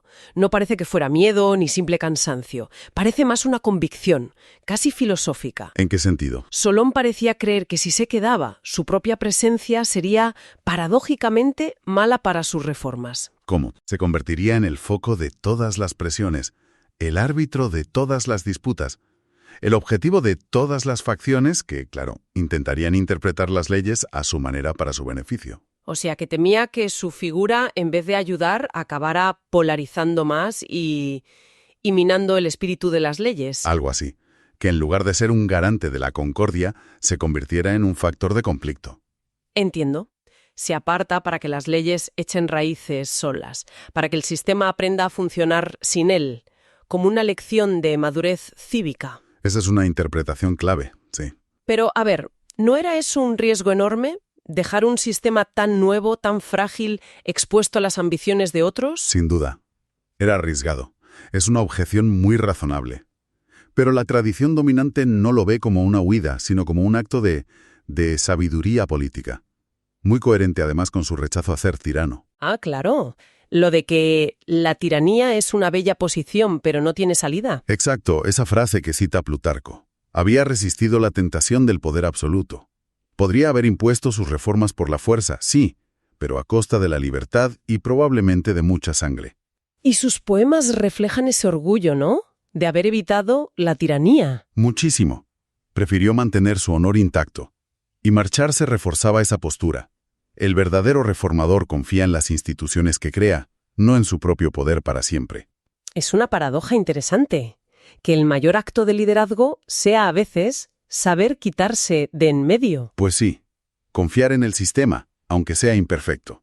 Visto así, tiene una lógica potente, aunque no sea lo primero que uno piensa. ¿Y a dónde se fue? Los relatos hablan de viajes largos, casi legendarios. Sí, emprendió un viaje que algunas fuentes dicen que duró 10 años. Aunque bueno, la historicidad de cada parada exacta, eso ya es debate entre expertos. Pero se mencionan sitios clave, ¿no? ¿Y dónde fue? Porque hay historias. Pues las leyendas lo llevan primero a Egipto, que era como el destino clásico para buscar sabiduría antigua. Allí, según la historia que cuenta Platón a través de Critias, que decía ser descendiente de Solón, habló con sacerdotes en Sais y Heliópolis. Y ahí es donde oyó lo de la Atlántida, según Platón. Eso dice Platón, sí, que oyó la historia en Sais y que tenía intención de escribirla. Interesante. ¿Y otros sitios? También se habla de Chipre, que aconsejó a un rey, Filosipro, a mover su ciudad a un sitio mejor, y que el rey agradecido llamó a la nueva ciudad Solos, en su honor. Parece que hasta le dedicó un poema a Solón. Vale. Egipto, Chipre, y luego está el encuentro más famoso, ¿no? Con Creso. ¡Ah! El encuentro con Creso, el rey de Lidia, el ricachón por excelencia. Aunque bueno, cronológicamente esto es complicado, ¿no? Casi imposible que coincidieran. Ya, eso dicen los historiadores. Sí, Creso reinó bastante después. Pero la anécdota, la historia que cuenta Heródoto y luego Plutarco, se hizo famosísima. Un ejemplo moral de primera. Pues aunque sea leyenda, cuéntala. ¿Qué pasó supuestamente? Pues Creso, todo orgulloso de su poder y sus tesoros, recibe a Solón en Sardes. Le enseña todo su oro, su lujo, y le pregunta a Solón, así a bocajarro, si conoce a alguien en el mundo que sea más feliz o felius que él. Creso, claro, esperaba que dijera tú, oh rey. ¿Y Solón? Pues Solón, con toda la calma, le dice que sí, que conoce a alguien más feliz. Telo de Atenas. Telo. Un ateniense cualquiera. Oh ciudadano normal, explica Solón, que tuvo una vida digna, vio crecer bien a sus hijos y nietos, y encima murió luchando por Atenas, con todos los honores. Vaya chasco para Creso. Imagínate. Insiste, a ver si por lo menos es el segundo más feliz. Pero Solón le nombra a otros, Cleodis y Bitón. ¿Y esos quiénes eran? 2 hermanos de Argos, famosos por querer mucho a su madre. Un día los bueyes no llegaban para llevar el carro de su madre, que era sacerdotisa, a una fiesta. Y ellos, ni cortos ni perezosos, se pusieron a tirar del carro. Ellos mismos. Sí, y como premio por ese amor filial, los dioses les concedieron morir esa misma noche, tranquilos, en el templo, en la cima de su honor. Creso ya estaba que trinaba, claro. Le pregunta a Solón si su felicidad, con toda su pasta, no vale nada. ¿Y qué le dice Solón? ¿Cuál es el mensaje final? Pues ahí está la clave, la frase que ha quedado para la historia. Solón le dice que la vida humana depende totalmente de la fortuna, de la eutiquia, que sube y baja, que la riqueza es frágil. Ajá. Y que por eso a nadie se le puede llamar feliz de verdad, olvíos, feliz en plan completo, bendecido, hasta que no haya muerto y se vea cómo acabó su vida. La medida no es el momento, es la vida entera. No llames feliz a nadie antes de su muerte. Uf, qué lección sobre la moderación, sobre que la suerte cambia, sobre mirar la vida a largo plazo. Estas historias, fueran verdad o no, le hicieron una fama de sabio tremenda. Entonces, ¿cuál fue el impacto real, el legado que dejó Solón? Bien, vamos atando cabos. Más allá de las leyes concretas, de las historias, ¿qué significa Solón al final? ¿Cuál es su legado profundo? Pues mira, es fundamental entender que sus reformas no trajeron la paz social inmediata, ni mucho menos. Siguieron las tensiones, las luchas entre facciones y, de hecho, acabó llegando a la tiranía de Pisístrato. Regresó y se encontró con que la calma era solo superficial. Un nuevo desafío estaba creciendo. El ascenso de Pisístrato. Curiosamente, pariente de Solón, y un militar con carisma, con prestigio. Se estaba posicionando muy hábilmente como defensor de los más desfavorecidos, sobre todo los de las zonas rurales, los diakioioi. ¿Y Solón se dio cuenta de por dónde iban los tiros? Inmediatamente. Vio que Pisístrato tenía ambiciones que iban más allá de la política normal. Apuntaba a la tiranía. ¿Y qué hizo el viejo sabio? ¿Intentó pararlo? Lo intentó, sí. Ya era anciano pero lúcido.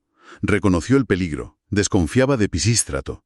Veía en su popularidad y sus maniobras el camino clásico hacia el poder absoluto. ¿Y cómo intentó oponerse? Pues probablemente con discursos en la asamblea, quizá con nuevos poemas, alertando del peligro de entregarle el poder a un solo hombre. Pero si Solón tenía esa autoridad moral tan grande, ¿por qué no le hicieron caso? ¿Qué pasó? Pues aquí vemos la cruda realidad política, ¿no? La autoridad moral no siempre se traduce en poder efectivo. Pisístrato fue más astuto en ese momento. ¿Supo jugar sus cartas? Supo ganarse el apoyo popular con promesas, con gestos, y consiguió algo clave, que la asamblea le diera una guardia personal, los famosos colineforoi. ¿Los portadores de garrotes? Esos mismos, que en la práctica eran como un pequeño ejército privado pagado por el Estado. Con esa fuerza detrás, dio el paso, ocupó la Acrópolis y se proclamó tirano. ¿Cuándo fue eso? Alrededor del 561 o 560 a.C., las advertencias de Solón cayeron en saco roto. Quizá Atenas estaba cansada de tanta inestabilidad, o las promesas de Pisístrato sonaban mejor que las advertencias del viejo. Y aquí viene un detalle curioso. Pisístrato trató a Solón con respeto. No lo persiguió, no lo exilió. ¿En serio? ¿El tirano respetando al antitirano? Sí. Algunas fuentes dicen incluso que intentó buscar su consejo, aunque es muy improbable que Solón aceptara colaborar, claro. No me lo imagino. No. Pero lo significativo es que Pisístrato, aunque era tirano, mantuvo en gran medida las leyes de Solón, no las abolió. Vaya. Y de hecho, impulsó medidas económicas, obras públicas, que beneficiaban a la gente común. Quizás aprendió de la dificultad que tuvo Solón para satisfacer esas demandas dentro de un marco legal tan equilibrado. ¿Y Solón? ¿Qué fue de él? Murió poco después de que Pisístrato tomara el poder, hacia el 560. Quizás en otro viaje a Chipre. Su vida acabó viendo cómo Atenas adoptaba la forma de gobierno que él más odiaba. Pero sobre los cimientos que él había puesto. ¡Qué ironía! Una ironía tremenda. Pero, y esto es lo crucial, puso las bases, sentó los cimientos para lo que vendría después. No es casual que Aristóteles lo viera como el padre de la democracia ateniense, aunque fuera una democracia muy inicial, muy moderada comparada con la del siglo V. ¿Qué bases fueron esas? Pues abolir la esclavitud por deudas fue un antes y un después. Y darles voz y voto en la asamblea y en los tribunales a los cetes, a los más pobres, aunque fuera limitado, fue un paso irreversible. Abrió una puerta. ¿Y las leyes escritas? También. La idea de tener leyes escritas en esos axones o kirbeis de madera o piedra que en principio todos pudieran conocer. Eso fue clave. Intentar regular la vida en común con normas. Y sobre todo, el cambio de criterio. Que tus derechos dependieran de tu riqueza, de algo medible, y no solo de tu apellido. Eso fue un cambio de mentalidad enorme, un paso hacia la isonomía, la igualdad ante la ley. Y él mismo, como figura, se convirtió en un símbolo, ¿no? El sabio. Totalmente. Lo metieron enseguida en la lista de los 7 sabios de Grecia. Gente admirada por su prudencia, su moderación. Por esas frases tipo «nada en exceso» o «conócete a ti mismo». Curiosamente, de su vida personal, de su familia, apenas sabemos nada. Las fuentes son muy escasas en eso, lo que quizás refuerza esa imagen pública de hombre entregado a la ciudad. ¿Y los filósofos posteriores? Constantemente volvían a él.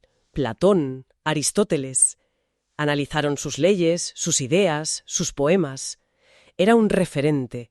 A veces para alabarlo como el que buscó el justo medio, otras para criticar sus limitaciones, pero siempre reconociendo que fue el punto de partida.